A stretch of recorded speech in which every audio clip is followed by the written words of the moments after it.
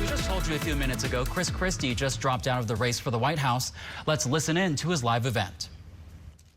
It's clear to me tonight that there isn't a path for me to win the nomination, which is why I'm suspending my campaign tonight for President of the United States.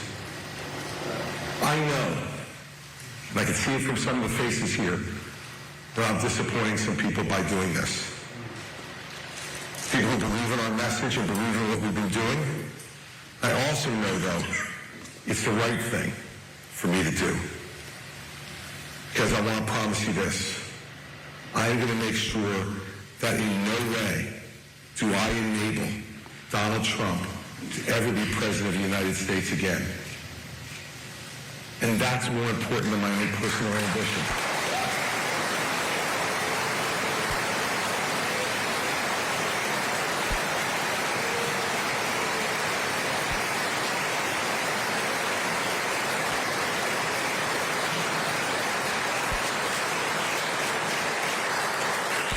So we have to decide now.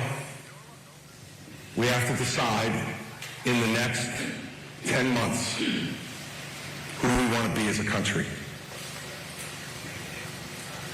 We forget that people are walking thousands of miles still to get here. We talk about the problems in the border, and there are problems, and we have to fix them. And we have to secure our border, and we have to do it in a way that's smart and sensible and will work.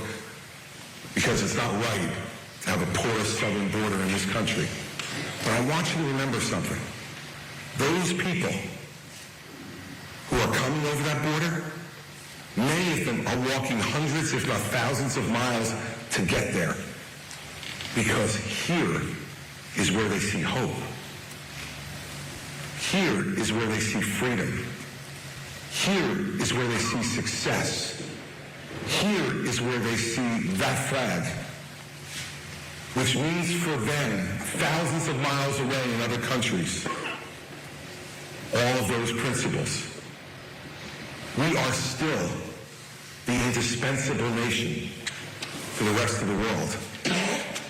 We need to be the indispensable nation once again to each other. We need to believe in America as much as they believe in America. Right now, they believe in America in a way that this country, angry, divided, with selfish leadership, who puts their own ambition first, isn't doing for our country anymore. We need to change that. And every election is an opportunity to change it. We have people in this race, all they will do is tell you how bad everything is, how angry we should be. And there's certainly sufficient reason for anger at the failures of the leaders we've selected. But they're doing it not for that reason. It's not a moment of honesty and transparency, believe me.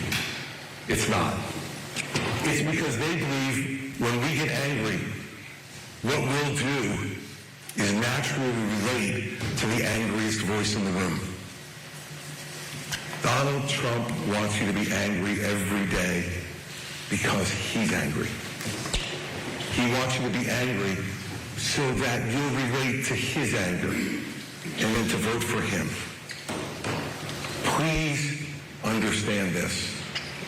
I have known him well for 22 years, more than anybody else in this race has known him.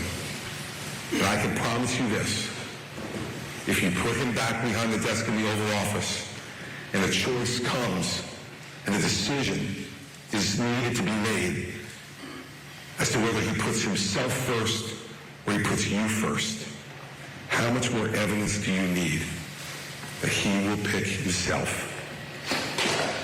And if that is what we have there, then people are going to remain angry, remain divided, and become even more exhausted than they are today. The country that I think we should choose is a country that recognizes that our differences have always been our strength, not a weakness, not something to divide us and anger us, but our differences have been our strength. We've come from different countries at different times to different places with different skills, with different religions. And yet, only here can those people become an American. You can't go to Germany and become a German.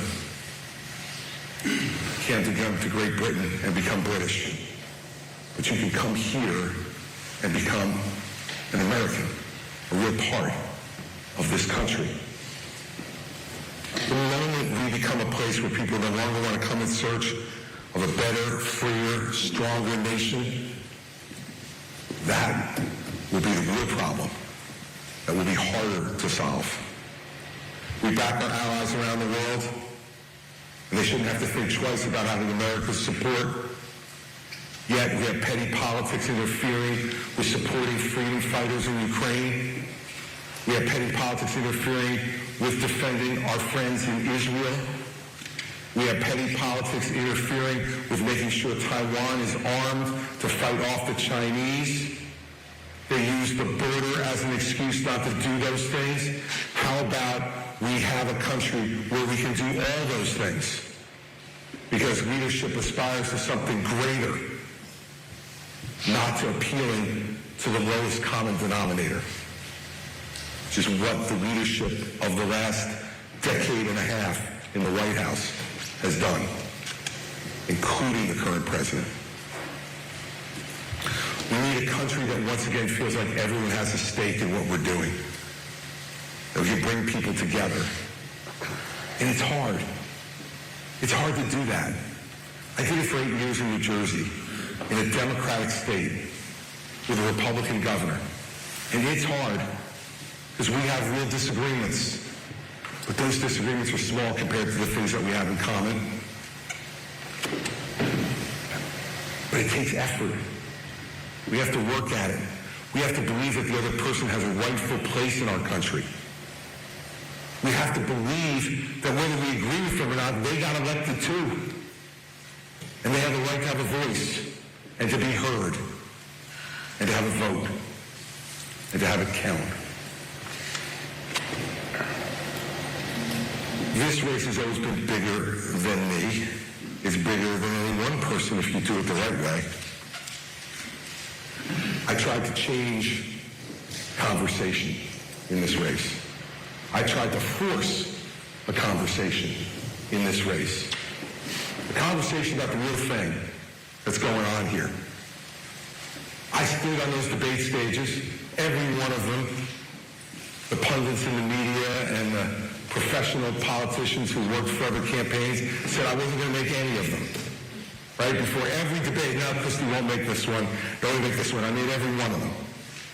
But when I stood on there, I watched the other candidates arguing with each other as if the race was between us, pretending as if the guy who's in front and wasn't there wasn't to be spoken about. Like Voldemort in the Harry Potter books, he who shall not be named, because they feared even bringing up his name would make him appear with his magical, mystical powers to end their political careers. So they say ridiculous things, make ridiculous points.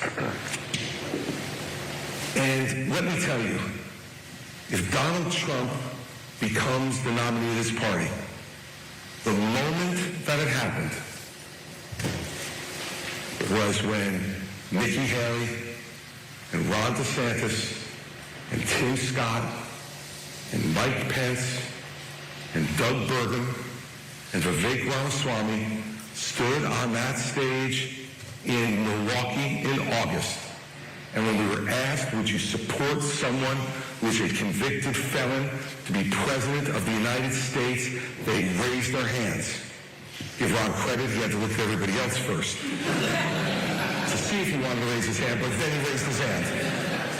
Kind of like cheating off somebody's paper in high school. They raised their hands. and I did not, and will not, and I cannot countenance that behavior. I want you to imagine for a second that Jefferson and Hamilton and Adams and Washington and Franklin were sitting here tonight. Do you think they could imagine that the country they risked their lives to create would actually be having a conversation about whether a convicted criminal should be president of the United States? I can't tell you how many people in New Hampshire have asked me, why isn't there a law against that? The answer is because nobody ever thought that someone would have the audacity to run for president as a criminal. And they never thought that any American electorate would actually support it. It's not their fault that they didn't put it in the Constitution along with 35 years old and a natural-born American citizen. They didn't think, let's throw in here, and not a criminal. They thought maybe we'd get that part. We're going to show them now whether we do or we don't in the next 10 months. Do we get it or don't we?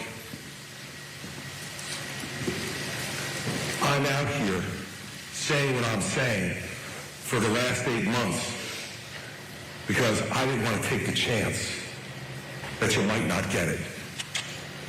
I wanted to be the voice that was telling you this is unacceptable. We deserve better. And now there's some people who want the courts to save us. It's not up to the courts to save us. I remember what Benjamin Franklin said.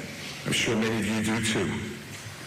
When he was walking down the street in Philadelphia after the Constitutional Convention, and a woman approached him on the street and said, Mr. Franklin, what kind of government did you give us?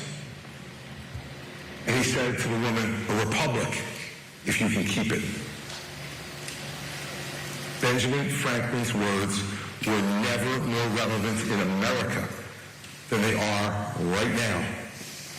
The last time they were this relevant was the Civil War, which of course we know was caused by slavery. The last time those words were that relevant, back in those days. And now we are confronted, 160 years later, with that question again. A republic, if we can keep it. It's up to you. I've been running ads all over New Hampshire, ending it, saying it's up to you. And it is. It's not up to me. I've done everything I can. And it's not about me. The other candidates, some of them have made it about them. It's okay. But you forget that the privilege to serve in public office is not about you, but about the people who give you the privilege. Then you lose your way. And so tonight is a sad night for me and for Mary Pat, because believe it or not, we really love the people in this state. We love being here. Both of our experiences in 2016 and 2024 in coming to New Hampshire and holding 2-hour town hall meetings and answering every question has been one of the great joys and honors of our lives. The relationships we've made here have been lifelong relationships now that we're going to keep going forward no matter what else we do with our lives and our careers. I look around this room and see so many people who have been to so many of these meetings and have been so wonderfully supportive of us. I'd start to name names, but then I'd screw that up. And I'd forget somebody who was really important to us. So I'm not going to do that. You know who you are. And you know how much we treasure our relationships with you. But I will mention one person, because she texted me It's either last night or this morning, and she said to me, please, please don't drop out. We want to bring back our political director, Andrew Rafferty. Andrew, much of former Governor Chris Christie's campaign focused on criticizing Donald Trump. He did it again tonight during this announcement that he'd be dropping out of the race. He also stopped short of endorsing another candidate. What else did you take away from tonight's address? Yeah, well, Chris, this was a good summation pretty much of Chris Christie's entire campaign. Again, not holding back in his criticism of Donald Trump, saying if there was a catastrophic event like September 11th, how much more evidence do you need that he will pick himself over the American people? Also saying that he would rather lose by telling the truth rather than lie to win. He also put on clear display why he is not particularly popular among Republican primary voters. He called out nearly every other Republican candidate who had run or has run in the 2024 race, saying essentially going back to that first debate in Milwaukee, that their failure to stand up to Trump, to say that they would support him no matter whether or not he is convicted in his ongoing legal cases, that they will essentially be to blame for whatever sort of chaos would come with a second Donald Trump presidency. And look, there is a lot of evidence in the polling that this is good for one candidate, specifically Nikki Haley, and there was some allusion to that earlier. That's why there's been a lot of pressure on Chris Christie to end his campaign ahead of the New Hampshire primary, and so she might have some extra pep in her step tonight when she's on stage with Ron DeSantis in Des Moines. But at the same time, if you're Nikki Haley or really any of the remaining candidates, you don't necessarily want Chris Christie going on the campaign trail for you. It was very clear right there that he has no plans to do that anytime soon, but he still has a very, very select corner of the Republican primary electorate that is supportive of him. And because that, his voice going forward in this primary probably won't be all that influential. But again, if you're the Haley campaign, you kind of hope that his supporters naturally migrate over to her when it comes time to vote, specifically in New Hampshire, where Chris Christie is tonight and where he spent most of his campaign, Chris. And one thing that I did notice, Andrew, this crowd in New Hampshire was a friendly one, offering cheers and support for Chris Christie as he made this announcement, which is something that, you know, we didn't hear all too often as he went from campaign stop to stop throughout this process. So somewhat of a fitting way for him to bow out here. Yeah, and this is exactly how he bowed out, kind of in 2016, tried to play hard in New Hampshire, and he was in third place, was beating Ron DeSantis. Most polls had him at about 10 or 11%, and so he was getting some traction, but to come out third in New Hampshire, and he really had no ground game beyond that state. So even if his goal was to appeal to sort of the never-Trumper faction of the Republican Party, there really wasn't a good path for him forward after New Hampshire. The timing here is interesting, coming just a few days after Iowa. I think a lot of us thought that he might stick in at least for the caucuses and then see how things play out. New Hampshire perhaps have some more sway closer to the primary, but it was pretty clear. The writing was on the wall, so he probably had some personal factors that went into this decision, as well as all candidates do when they have to make a very tough decision to suspend their campaigns. All right, Andrew Rafferty in Washington for us. Andrew, thank you.